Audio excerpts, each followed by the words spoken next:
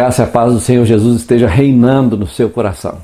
Estamos aqui com muita alegria nessa transmissão, podendo chegar até a sua casa, ministrar a palavra de Deus e participar desse tempo que o Senhor nos permitiu de interagirmos por meio dessas mídias sociais, levando o Evangelho daqui de onde estamos, nos Estados Unidos, até a sua casa em Viçosa, em Ipiranga, na cidade de Minas Gerais, e também em tantos outros lugares por onde essa mensagem passar, onde essa mensagem chegar. E o nosso desejo é que, mesmo diante da crise que nós estamos enfrentando no Brasil, aqui nos Estados Unidos e em outras nações, ainda assim o nosso coração esteja alinhado ao chamado de Deus, ao propósito de Deus, de irmos por todo o mundo, de pregarmos o Evangelho a toda criatura. Esse é o nosso chamado e nós precisamos estar com o coração ardendo a respeito disso. O tema de hoje, o tema que nós vamos ministrar, é sobre missões nesse culto missionário e é o mandato, a mensagem e os mensageiros.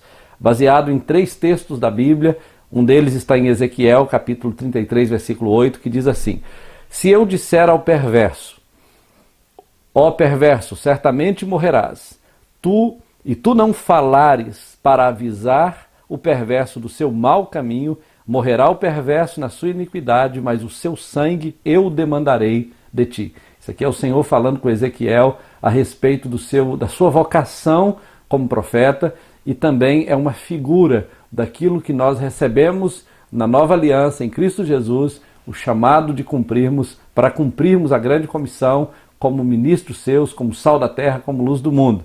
Já em 1 Coríntios capítulo 15, versículos 3 e 4, nós temos a mensagem, o modelo, o formato da mensagem que Paulo descreve nesse texto. Antes de tudo, diz ele: vos entreguei o que também recebi, que Cristo morreu pelos nossos pecados, segundo as Escrituras, e que foi sepultado e ressuscitou ao 3º dia, segundo as Escrituras.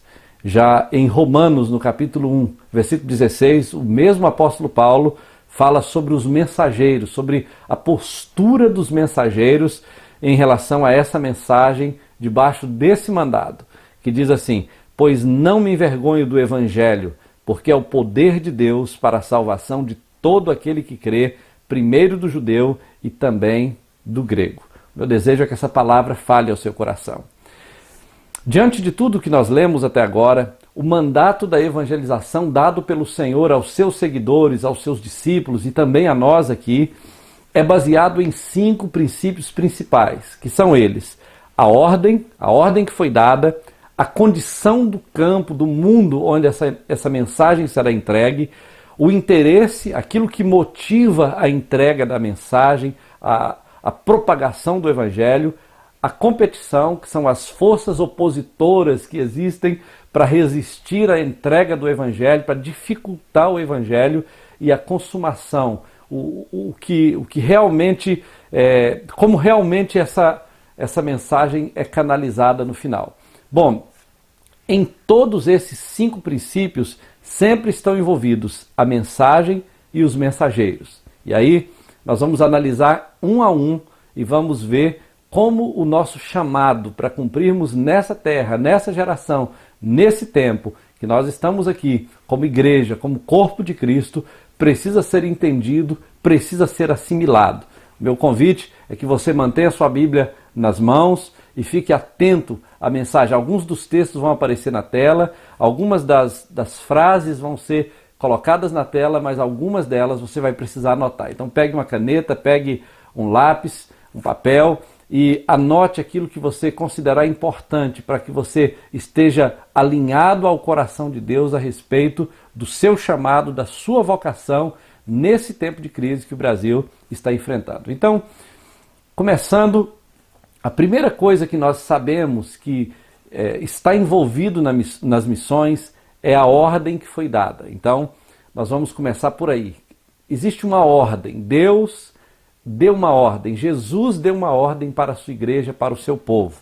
E aí, essa ordem, a razão bíblica para que nós nos envolvamos na obra evangelizadora, na obra de evangelização e de propagação do Evangelho nas nações, é porque existe um mandado do Senhor Jesus, um mandado que Ele entregou, uma grande comissão que Ele entregou a todos aqueles que são seus filhos. Se você procurar nas páginas da Bíblia, você vai encontrar, por exemplo, em Mateus capítulo 28, versículos 19 a 20, a grande comissão, onde nós recebemos ali, debaixo da autoridade do Senhor, uma ordenança para ir e fazer discípulos das nações, propagando o Evangelho, formando discípulos para que eles também se multipliquem, anunciando o Evangelho em outros lugares. Depois, se você vai para Marcos capítulo 16, versículos 15 em diante, você vai perceber uma ordem dada dizendo que deve-se ir, pregar o Evangelho, fazer curas, sinais e maravilhas. Depois você vai ver, após a ressurreição de Jesus, também em Lucas capítulo 24, 46, Jesus soprando o Espírito sobre os discípulos e os enviando para essa missão, para esse chamado, para o cumprimento desse chamado. Em João capítulo 20, versículos 21 e 23, você vai encontrar também referência a esse mandato, a essa ordem. Ou seja, os 4 evangelhos apresentam a mesma ordem, o mesmo mandato. E em Atos 1, capítulo 1 de Atos, versículo 8, você vai ver um versículo, uma declaração do Senhor dizendo que receberíamos poder ao descer sobre nós o Espírito Santo e então seríamos testemunhas tanto em Jerusalém, Samaria, Judéia e até os confins da terra. Essa ordem dada é o que baseia, é o que sustenta esse compromisso que temos de anunciar o Evangelho, de proclamar as boas novas. Então, o mandato para fazer missões é primeiro baseado nessa ordem que eu acabei de mencionar. Jesus ordena a evangelização em várias passagens que se tornam conhecidas por todos os crentes em todos os lugares como a grande comissão. E estas passagens explicam a tarefa, mas em cada uma delas você vai perceber que há diferença em uma se comparado com a outra. Porém, essas diferenças, na verdade, são complementares. Por exemplo, elas não se contradizem, elas se complementam, revelando aspectos diferentes desse mandato. Por exemplo, Mateus e João registram a autoridade para a tarefa na evangelização. Você precisa de autoridade. Autoridade é exousia no grego. Autoridade é aquilo que vem da obediência. Por exemplo, há um conflito entre poder e autoridade, mas para cumprir a ordem do Senhor é necessário que haja autoridade. Essa autoridade vem do nome do Senhor. Ele disse: toda autoridade me foi dada no céu e na terra, portanto ide. Como ele é a autoridade máxima nessa grande comissão, aqueles que vão em seu nome estão representando a mesma autoridade que receberam, porque estão em obediência a esse mandato. O poder vem do descer do Espírito Santo, do revestimento do Espírito Santo para o cumprimento dessa missão. Mateus e João registram a autoridade para o cumprimento dessa tarefa. Mateus e Marcos explicam a magnitude dessa missão. É uma missão realmente esplendorosa, uma missão poderosa que precisa ser cumprida por todas as nações, precisa realmente ir por todo mundo até os confins da terra, e isso é um desafio que pode ser realizado por meio do Espírito Santo, pela unção do Espírito Santo, pelo comissionamento do Espírito Santo, mas também e principalmente pela disposição de um coração agradecido pela salvação que recebeu, de se entregar, de se lançar, de se dispor para servir ao Senhor naquilo que é a essência do Evangelho.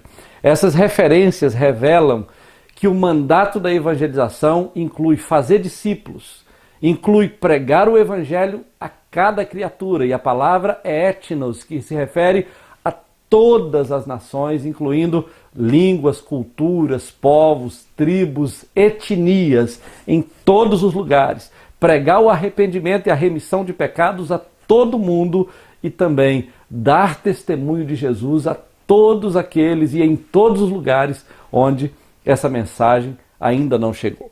Então, é importante saber que em missões não existe preferência, não existe aquela coisa de pessoas especiais, escolhidas por Deus para fazer um trabalho. Na verdade, toda a igreja, todo o corpo de Cristo é capacitado por Deus, é chamado por Deus e pode ser capacitado por Deus para cumprir essa tarefa. Então, veja bem, a igreja primitiva que viveu essa experiência do Pentecostes, do derramar do Espírito Santo, logo durante o início do seu crescimento, se viu necessidade surgindo e foi necessário levantar obreiros para cumprir certas tarefas sociais. Esses homens eram pessoas comuns, não eram os apóstolos, não eram pessoas que haviam estado com Jesus durante a sua vida, eram pessoas comuns do corpo de Cristo que foram levantadas para servir às mesas, como Estevão, Filipe e outros crentes mais. E a Bíblia conta que eles, sendo levantados pela igreja para servirem às mesas, se tornaram pessoas extraordinárias. Eram pessoas ordinárias, pessoas comuns, pessoas do meio do povo que começaram a fazer coisas extraordinárias para Deus. Essa é a marca do Evangelho. Deus levanta pessoas comuns para cumprir a sua tarefa. Filipe, por exemplo, era um homem comum, um diácono comum, mas lá em Atos capítulo 8, versículo 15 a 12, 5 a 12, você vai perceber que ele foi levantado por Deus de uma maneira tão extraordinária, e quando ele pregava o Evangelho, os demônios saíam gritando das pessoas, elas se rendiam a Cristo, se tornavam novas criaturas em Cristo Jesus. Depois você vai ver Filipe correndo, pregando o Evangelho para o etíope, depois desaparecendo de um lugar e aparecendo em outro lugar, cumprindo o chamado de Deus, proclamando o Evangelho. Era uma pessoa comum, mas olhando para a história dele, ele parecia uma pessoa extraordinária, porque o que realmente diferencia pessoas comuns de extraordinárias é o quanto elas se entregam, se dispõem a servir a Deus, como no caso de Filipe. Estevão é um outro exemplo, de Atos capítulo 6. A Bíblia fala de como ele foi levantado por Deus, como ele se dispôs a servir a Deus de uma maneira intensa, apaixonada, intrépida, e à medida que ele fazia isso, ele ganhou tanta autoridade na entrega dessa mensagem, que a Bíblia mesmo relata que as autoridades, não podendo silenciá-lo, o apedrejaram, e ele caindo de joelhos, ele olhou para o céu, dizendo: eu vejo o céu aberto, eu vejo o Filho do Homem. Essa experiência de Estevão, essa entrega de Estevão, fez dele uma voz tão poderosa naquela geração, que realmente impactou tantas pessoas, incluindo o próprio apóstolo Paulo, que mais tarde se levanta como um gigante do cristianismo. Então, como isso aconteceu? Porque pessoas comuns, pessoas que não eram conhecidas, pessoas normais do corpo de Cristo, se dispuseram a fazer coisas extraordinárias para Deus. Então esse é um grande desafio. Se desejamos realmente entender, ou melhor, se desejamos realmente atender o chamado espiritual que Deus tem para nós e entender como isso funciona, nós precisamos olhar para as páginas do Velho Testamento e ver como Deus, lá no início de tudo, desejou que não apenas um povo específico, mas a nação toda estivesse envolvida nesse chamado. Êxodo capítulo 19, versículo 6, a Bíblia fala assim: vós sereis reino, um reino de sacerdotes, uma nação santa. O desejo de Deus era envolver a nação toda nesse chamado de mostrar a glória dele a todas as nações da terra. Mas lá em 1 Pedro capítulo 2, versículo 9, você vai perceber o cristianismo, o apóstolo Pedro pegando emprestado essa mensagem do Velho Testamento e dando uma roupagem nova para ela, dizendo o seguinte: vós sois nação santa, sacerdócio real, povo de propriedade exclusiva de Deus. É a mesma mensagem, mas agora aplicado à igreja, dizendo: você, cada um de vocês, cada membro desse corpo é chamado por Deus para ser nação santa, sacerdócio real, povo de propriedade exclusiva de Deus. Então, existe na verdade nas Escrituras a declaração de que há um dom especial de evangelista, é um dom ministerial, mas até esse evangelista é chamado por Deus para capacitar o corpo de Cristo, edificar os santos para a obra do ministério, porque na verdade o chamado de Deus é para todos. Alguns podem ter algumas habilidades especiais de comunicar o evangelho, mas na verdade o chamado de Deus é para a igreja, é para todos nós. Muito bem, ainda que Deus possa ter levantado pessoas extraordinárias na história bíblica, como o apóstolo Paulo e outros mais, você vai perceber que o desejo de Deus é que a igreja, que cada um de nós entenda o chamado e, na medida da nossa disposição, Deus possa nos usar para cumprir esse chamado na terra. Segundo lugar, a condição. O que realmente faz com que essa obra seja realizada. O mandato para a evangelização também se dá devido aos campos de colheita que estão no mundo todo. Essa é uma das coisas que realmente motiva o cumprimento desse chamado.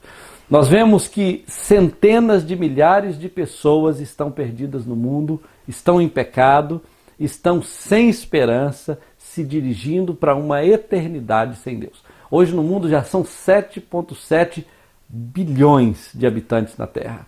Cada dia nascem mais pessoas, cada dia a disparidade entre o aumento do evangelho e o aumento populacional vai aumentando. E isso realmente precisa despertar o nosso coração em relação ao nosso compromisso como igreja de alcançar essas nações.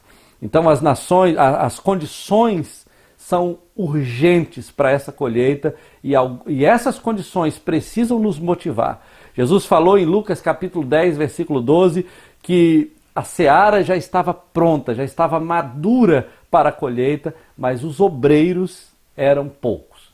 Quando a gente lê esse texto, a gente se pergunta do que exatamente Jesus está dizendo. As igrejas estão lotadas, as pessoas estão correndo para Cristo no Brasil, nos Estados Unidos e algumas regiões. Mas muitas vezes, quando nós olhamos esse cenário superficialmente, dá a impressão de que esse texto realmente já está ultrapassado.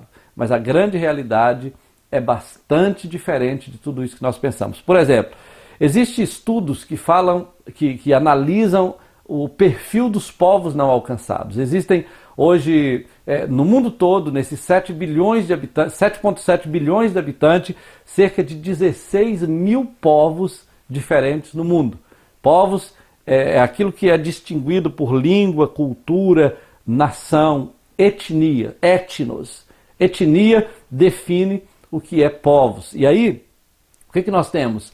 7 mil PNAs, que são 7 mil povos não alcançados, onde o evangelho não chegou, onde missionário não chegou, onde ainda não existe a presença do cristianismo, do evangelho nesses contextos. Dentre eles, existem 3 mil povos não alcançados isolados, que é o PNAI.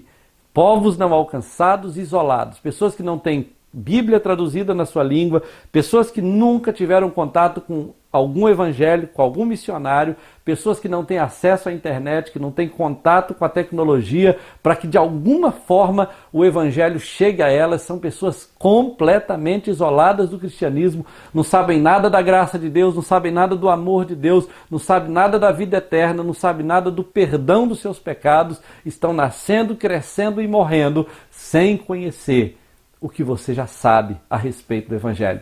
Oswald Smith dizia o seguinte: não é justo que eu ouça essa mensagem tão poderosa 2 vezes, enquanto milhares, milhões, bilhões de pessoas nunca escutaram essa mensagem nenhuma única vez. Esse entendimento fez com que ele enviasse mais de 2.000 missionários para o campo de missões, porque ele realmente estava tomado dessa convicção da necessidade da pregação do evangelho. Bom, diante disso, quando a gente analisa povos não alcançados, talvez isso não está muito claro para nós, mas eu que vivo aqui nos Estados Unidos posso dar um vislumbre para você disso aqui dos Estados Unidos e te mostrar no Brasil como essas coisas acontecem. O Brasil, os Estados Unidos é um país, como você sabe, de imigrantes. Pessoas de várias partes do mundo vêm para cá. E existe um estudo que diz o seguinte, que os Estados Unidos é um caldeirão de culturas, várias culturas, é um país miscigenado, cosmopolita, um país para onde vêm pessoas de todas as regiões do mundo. Por isso, o Joshua Project, que é um site, é um ministério que pesquisa, que estuda sobre missiologia e que dá estatísticas atualizadas a respeito do campo missionário, ele diz que aqui nos Estados Unidos é um lugar onde concentram pelo menos 488 grupos étnicos, povos não alcançados vivendo, que nascem e crescem aqui, mas que pertencem a outra cultura, que se mantém no meio do seu povo. E todas essas pessoas vêm de povos, a maioria delas vem de povos não alcançados. Se você olha para o Brasil, da mesma maneira você vai encontrar pelo menos 8 segmentos que são considerados menos evangelizados no Brasil. Dentre eles você tem os indígenas. Ronaldo Lidório, que é um missiólogo muito conhecido no Brasil, ele diz que há 106 etnias sem representação missionária. Entre elas, a maioria está no norte e no nordeste do Brasil. 106 etnias. Depois tem as comunidades ribeirinhas, que existem 37 mil pequenas comunidades na bacia amazônica e 10 mil dessas comunidades não tem nenhuma presença evangélica, não tem nenhuma igreja, nenhum contato com o evangelho e com a graça de Deus.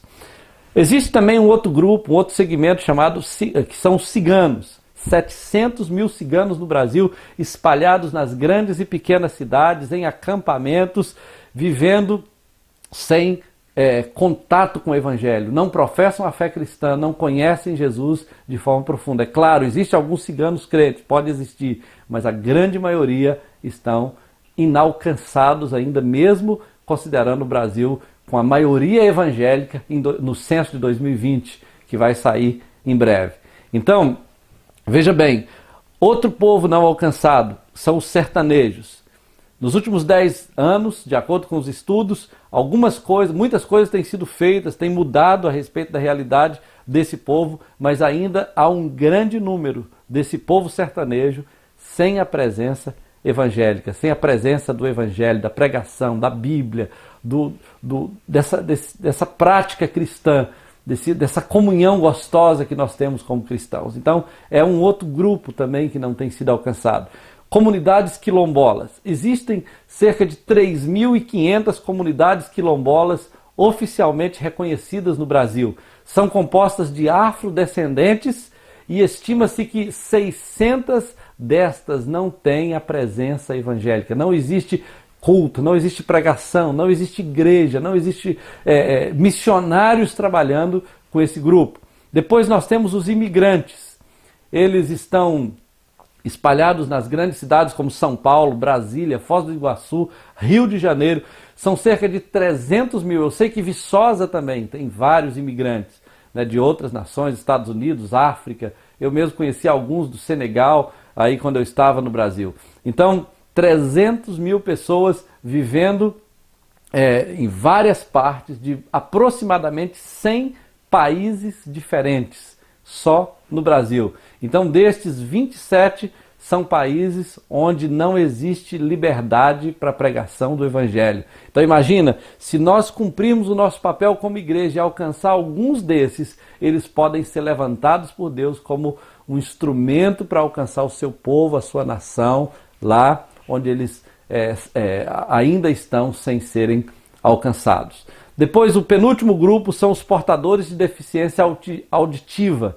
Acredita-se que há pelo menos 9 milhões de pessoas surdas, pessoas que não têm uma audição perfeita. E dessas pessoas, apenas 1% apenas 1% dessas 9 milhões de pessoas, apenas 1% conhece o Evangelho. Os outros 99% ainda estão longe do Evangelho, longe da graça de Deus.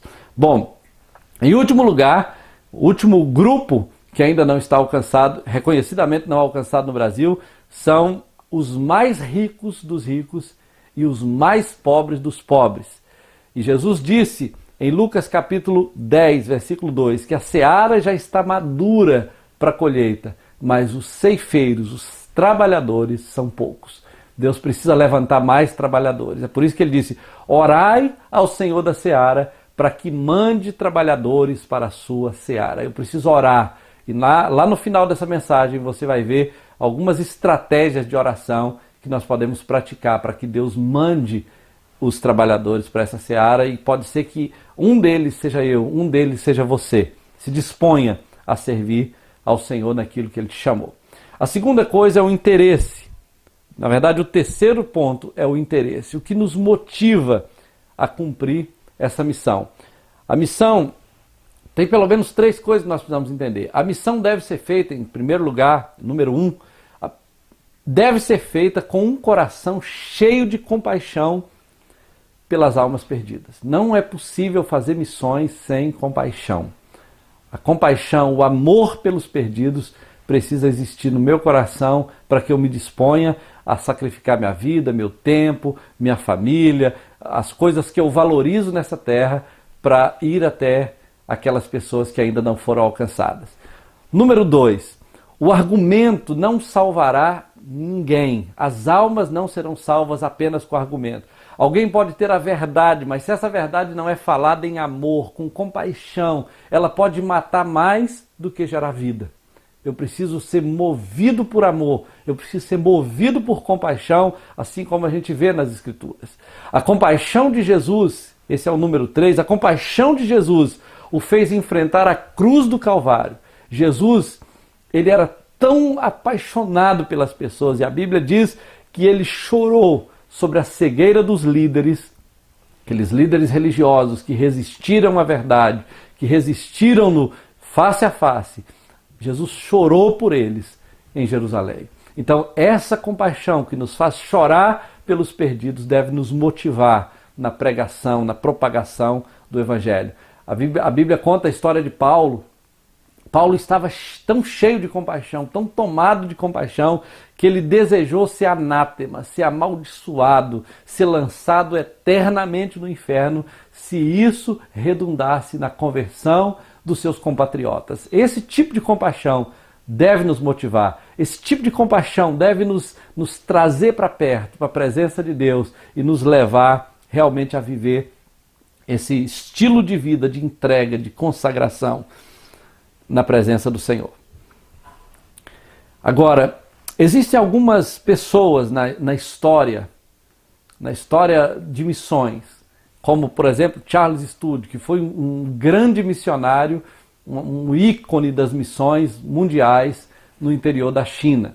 Esse homem era um médico, era um homem muito rico na Inglaterra, na sua época, no século XVIII, no início do século XIX, era um homem comprometido com a sua formação acadêmica, era um grande atleta, um futuro Pelé da Inglaterra, mas esse homem se dispôs a entregar a sua vida ao ouvir uma mensagem. Isso moveu o seu coração e ele desejou ir para a China, para o interior da China e gastar toda a sua vida lá, e foi isso que ele fez. O desejo dele era levar 1000 missionários e ele conseguiu fazer isso ao longo da sua vida. E o que movia o seu coração era uma paixão desse tipo do apóstolo Paulo, de Jesus, que a gente vê nas páginas da Bíblia. Ele dizia assim, olha, apenas uma vida, logo passará. Apenas o que foi feito para Cristo permanecerá. E ele dizia ainda o seguinte, se Jesus Cristo é Deus, se Jesus Cristo é Deus e morreu por mim, então nenhum sacrifício que eu fizer será grande demais para ele. Esse tipo de compaixão é que move o coração de pessoas que largam tudo, que sabem que a sua vida correrá risco, que sabem que poderá custar muito a sua vida. Esse tipo de compaixão é que faz essa pessoa se entregar, se lançar no altar do Senhor. David Brain, 1718 a 1747, esse foi o período da vida dele. É um homem também apaixonado, que se entregou nas missões para alcançar os índios de pele vermelha. Esse homem dizia assim, eis-me aqui, Senhor, envia-me até os confins da terra, para longe de tudo que se chama conforto, envia-me mesmo para a morte, se for no teu serviço e para promover o teu reino. Esse tipo de paixão que movia os missionários do passado. Não era uma viagem turística, não era o desejo de conhecer as nações e de aprender o idioma, era o desejo de oferecer a vida como sacrifício em favor daqueles que ainda não haviam sido alcançados. Ele dizia assim, olha, nunca me preocupei onde viveria, nem como viveria, nem que provações teria de sofrer, desde que assim eu pudesse ganhar mais almas para Cristo. Imagina o que seria do Evangelho hoje, se nós tivéssemos esse mesmo compromisso, essa mesma entrega, essa mesma paixão. É isso que nós devemos realmente colocar o nosso coração a buscar, a desejar nesses dias que estão sendo marcados como os tempos finais da Igreja na Terra. David Livingstone, um grande desbravador, um homem assim realmente impressionante, que também é considerado um dos grandes vultos da história missionária. Ele dizia o seguinte nas suas orações: Deus, envia-me para qualquer lugar, desde que vás comigo. Coloca-me em qualquer carga sobre mim, desde que me carregues, e desate todos os laços do meu coração, mesmo menos o laço que prende o meu coração ao teu coração. Olha que paixão, que entrega real, que compromisso que é possível ver nas palavras que esse homem expressa nas suas orações. Ele dizia o seguinte: Deus teve um único filho e fez dele um missionário.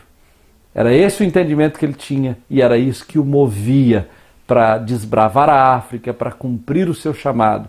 Alguns dizem que depois da sua morte, quando eles visitaram aquelas aldeias por onde David Livingstone passou, muitos diziam assim: olha, esse Jesus que você está pregando aí nós já conhecemos, ele esteve aqui, ele andou entre nós, ele curou nossas enfermidades.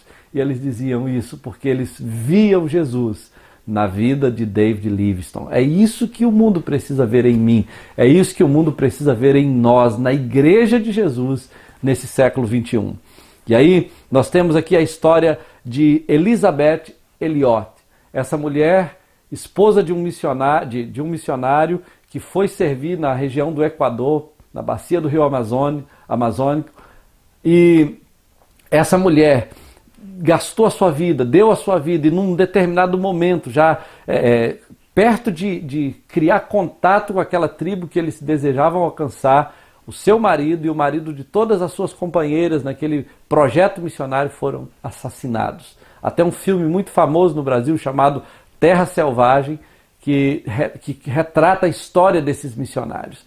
E essa mulher, tendo a notícia da morte do seu marido, ela se dispôs, ao invés de voltar para os Estados Unidos e ficar aqui com a sua família, ela foi para a selva e gastou a sua vida ali servindo aqueles índios que mataram seu marido, que mataram o marido das suas amigas, e ela alcançou aquela tribo. Ela deixou uma marca naquele povo. Era um povo que estava se consumindo, matando uns aos outros. Eles acreditavam que ao matar os companheiros, os inimigos, eles ganhavam a força do espírito daqueles inimigos e eles matavam aquelas pessoas, eram canibais. E agora eles amam a Jesus, eles creem no Evangelho, porque essa mulher se dispôs a ir, a se entregar, a se lançar no seu compromisso com Cristo, no chamado que Deus tinha para ela. Bom, essa mulher dizia o seguinte: o fato de eu ser mulher, muitas mulheres pensam isso, eu sou mulher, eu não sou qualificada para o chamado. Ele dizia: o fato de eu ser mulher não me faz um tipo diferente de cristão, mas o fato de eu ser cristã faz de mim um tipo diferente de mulher. Faz que eu seja um tipo diferente de mulher. Depois ela dizia o seguinte: o hoje é meu, o amanhã não é da minha conta. Se eu insistir em tentar olhar pelo nevoeiro do futuro, vou estragar os meus olhos espirituais e isso impedirá que eu veja claramente o que é exigido de mim agora, no presente.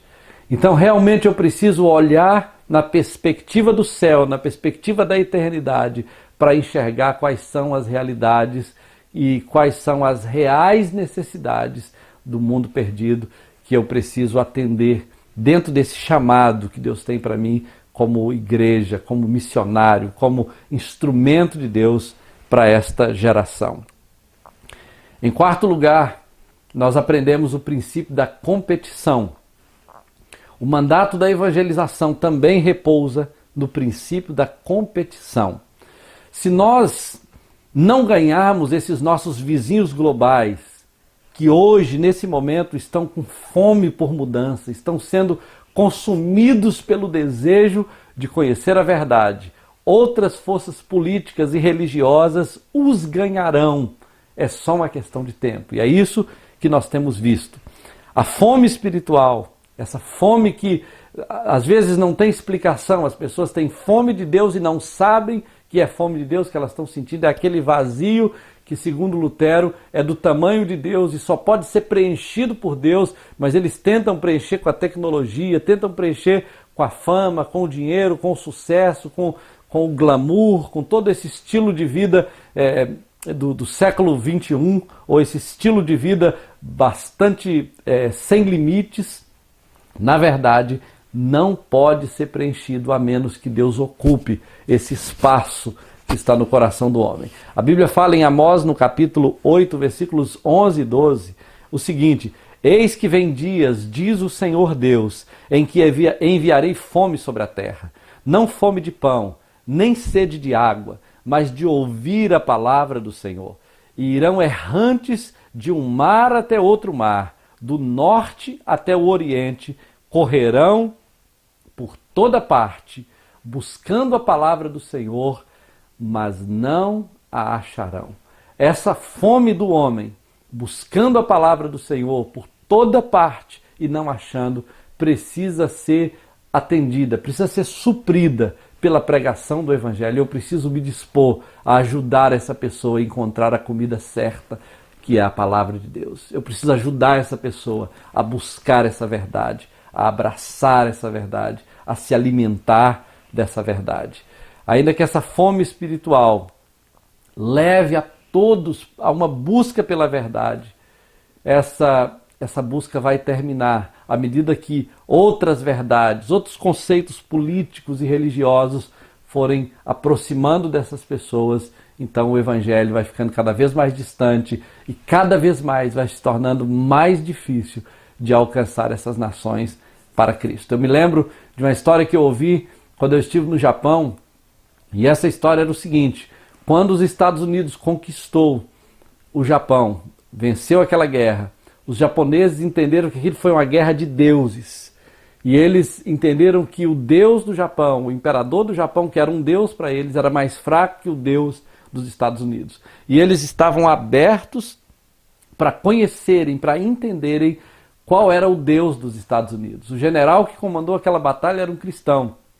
E ele disse o seguinte: olha, ele escreveu cartas e mandou para as igrejas, acho que 2.000 cartas para as igrejas dos Estados Unidos, dizendo: olha, mandem missionários para o Japão está pronto para ser alcançado.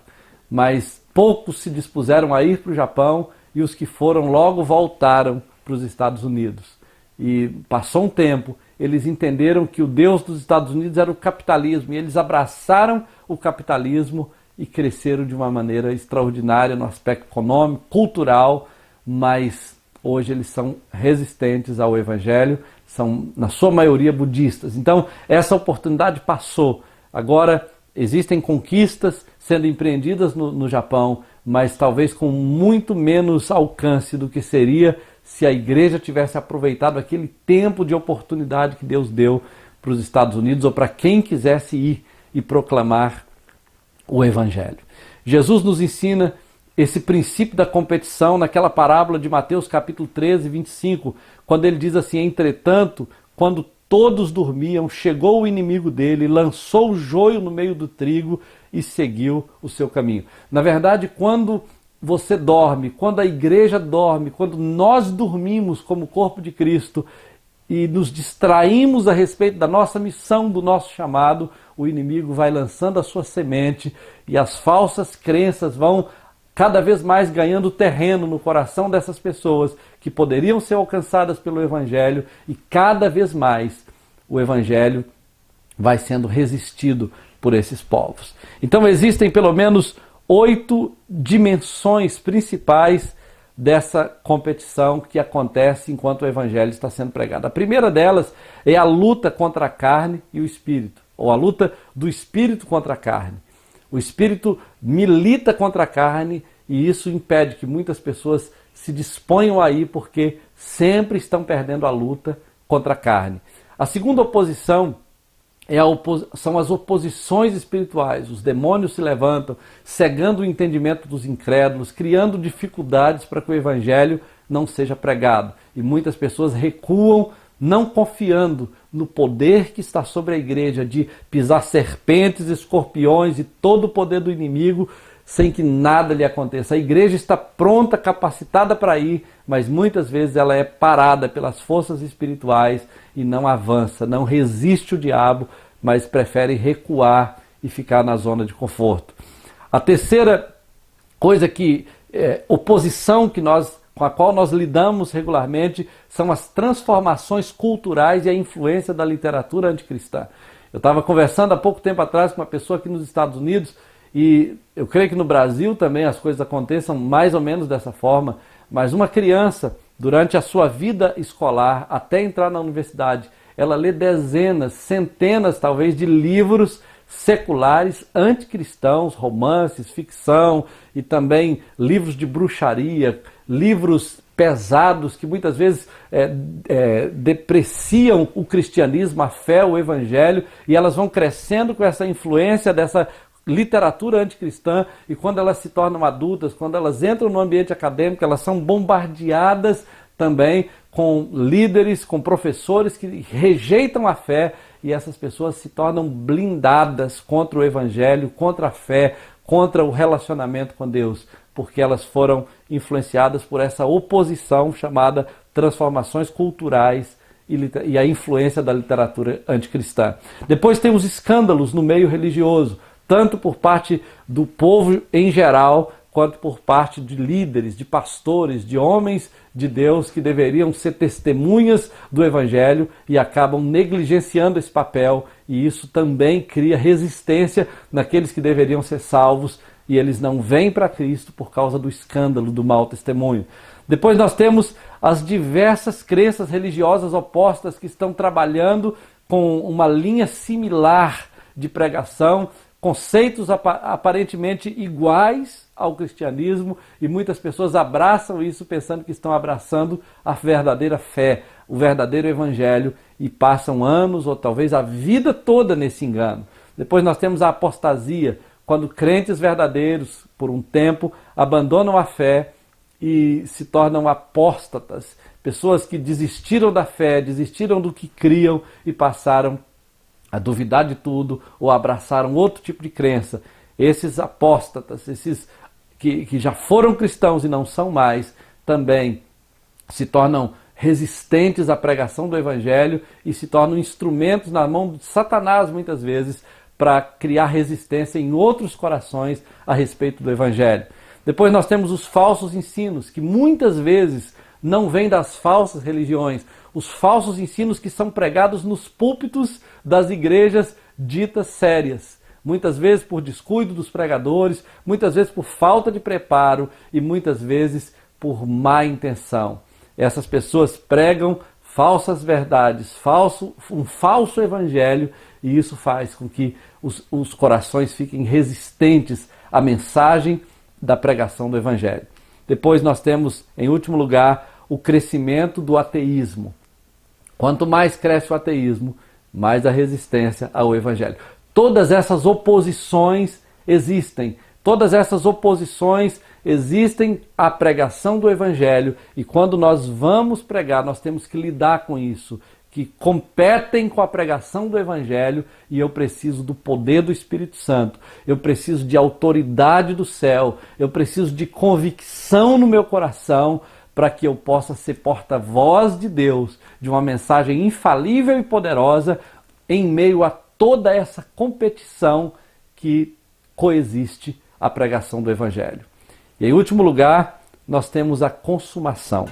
Mateus, esse é o princípio da consumação. Mateus capítulo 24, versículo 14, diz que o evangelho do reino será pregado em testemunho a todas as nações, então virá o fim.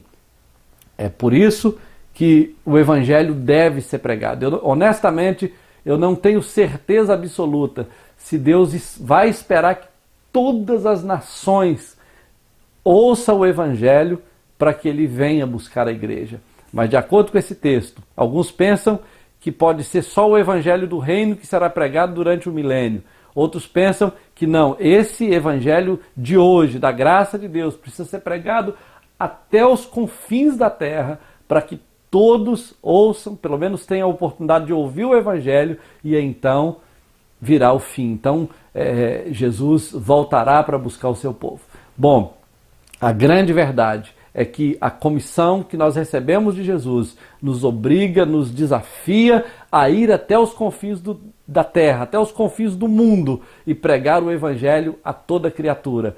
No tempo que Deus quiser encerrar essa história, Ele irá fazer isso. Mas o nosso compromisso é ir. Então, para entendermos essa expectativa do Senhor, é necessário que consideremos que essa tarefa da evangelização, essa tarefa missionária, está pelo menos em 3 aspectos diferentes, em 3 dimensões diferentes. A primeira delas, ela é uma prioridade. A gente precisa entender essa tarefa como uma prioridade. Em João capítulo 9, versículo 4, Jesus dizia assim: eu preciso ou é necessário fazer a obra do Senhor enquanto é dia. A noite vem quando ninguém pode trabalhar. Então, enquanto é dia. Nós precisamos entender isso no aspecto ou na perspectiva da nossa geração. Enquanto é dia para mim? Quando é dia para mim?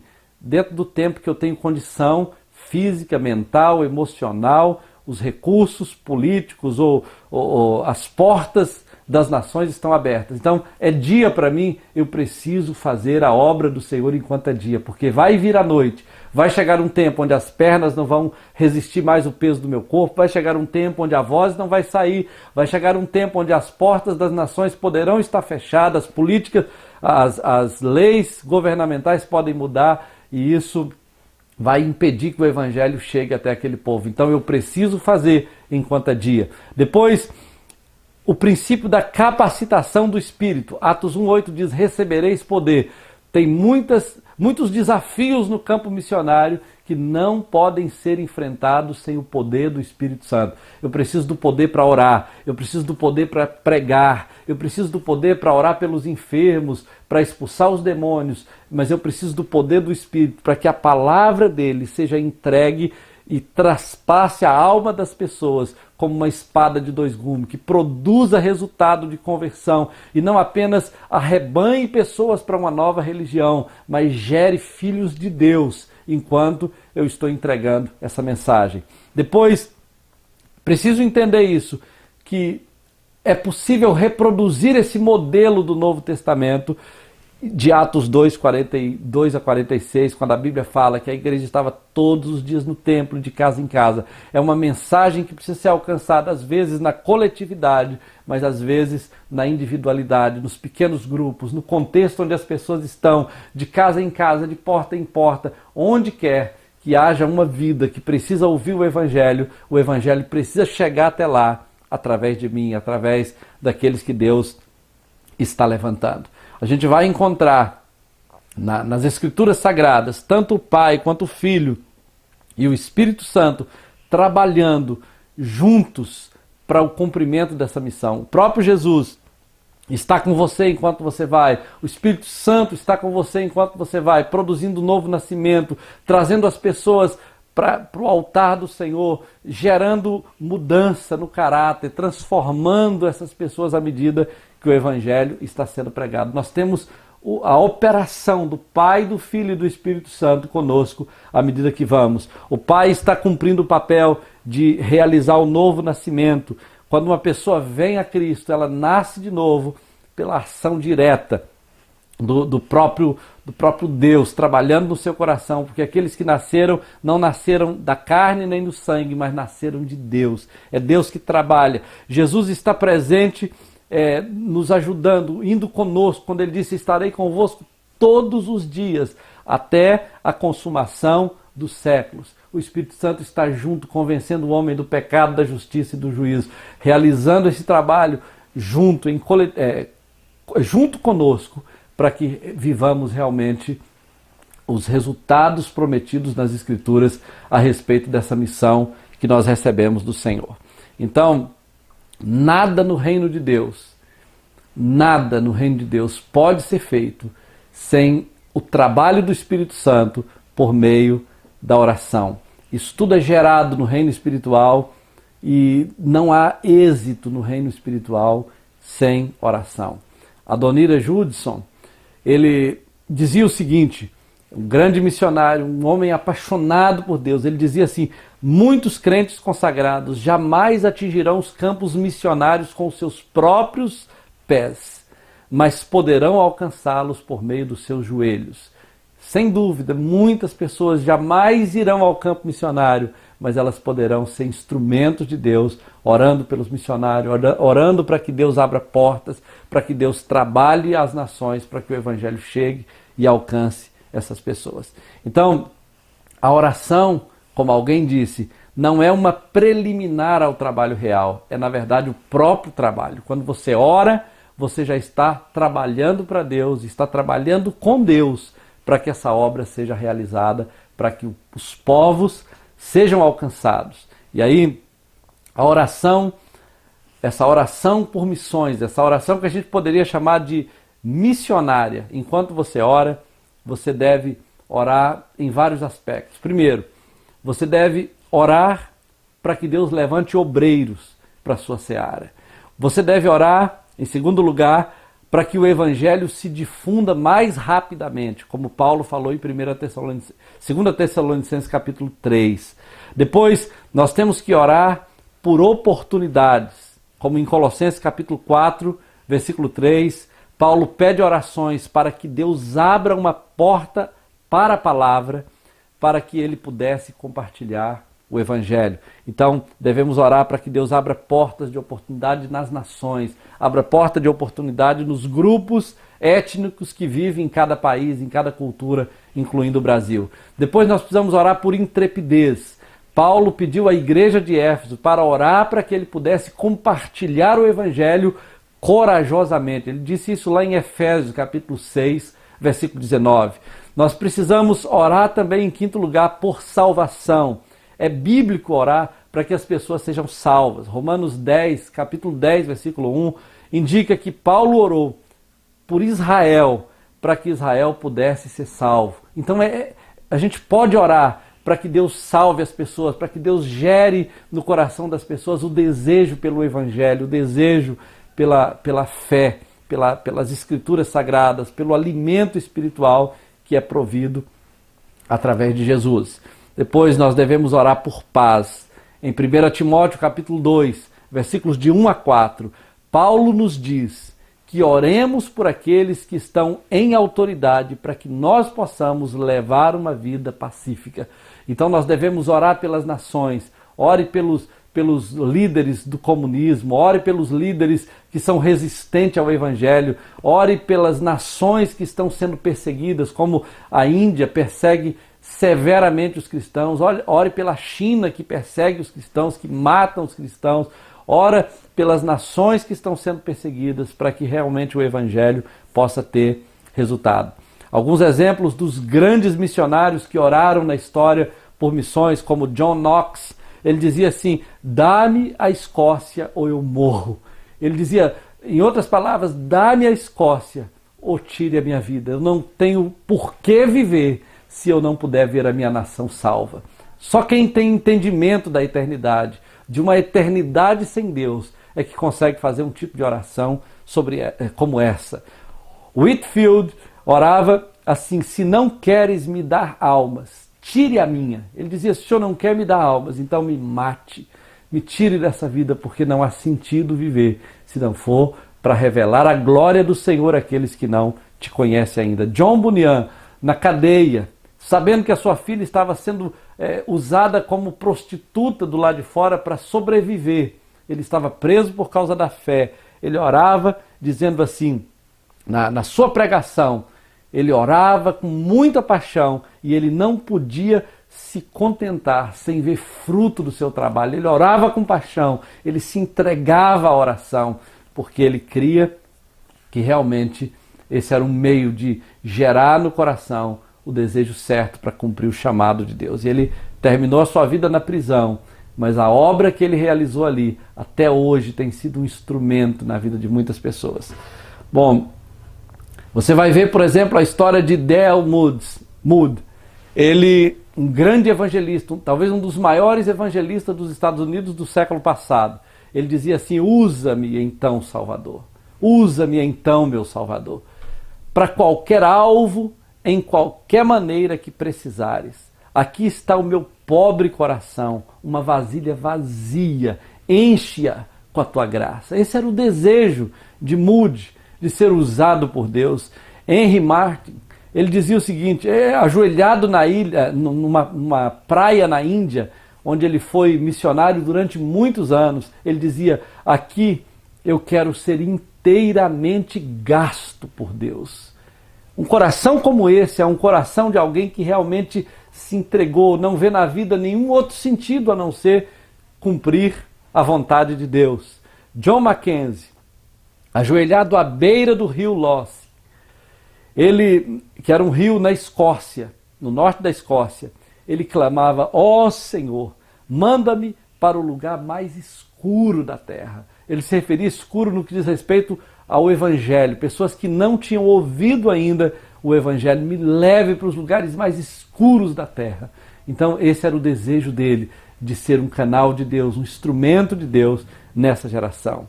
A Bíblia fala em 2 Coríntios capítulo 4, versículo 7, que existe um tesouro dentro de um vaso de barro. Contudo, disse Paulo, temos este tesouro em vasos de barro, para que a excelência do poder seja de Deus e não de nós. O tesouro que o apóstolo Paulo fala nesta mensagem é o Evangelho, que está dentro de nós, que está dentro de cada um de nós.